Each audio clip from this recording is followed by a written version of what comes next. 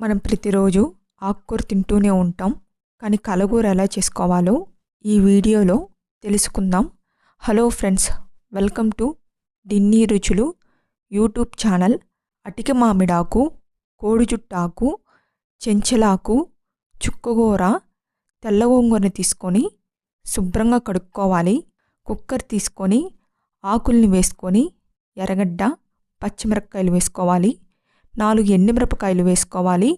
మీరు తక్కువ కారం తినే పని అయితే ఎండుమిరపకాయలు తక్కువ వేసుకోండి. ఒక పెద్ద సైజు టమోటాని వేసుకోవాలి. చిటికెడు చింతపండు వేసుకోవాలి, మీకు ఇష్టం ఉంటే వేసుకోవచ్చు.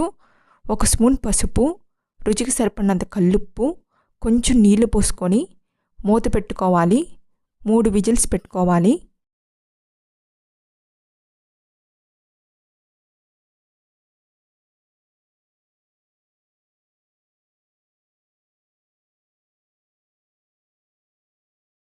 రుబ్బకట్టిని తీసుకొని మెత్తగా రుబ్బుకోవాలి. స్టవ్ మీద ప్యాన్ పెట్టుకొని 1.5 గంట నూనె వేసుకోవాలి. వేడైనాక వెల్లుల్లి, ఎండుమిరపకాయలు, ఆవాల జీలకర్ర వేసుకొని ఎర్రగడ్డలను వేసుకొని ఎర్రగా వేయించుకోవాలి.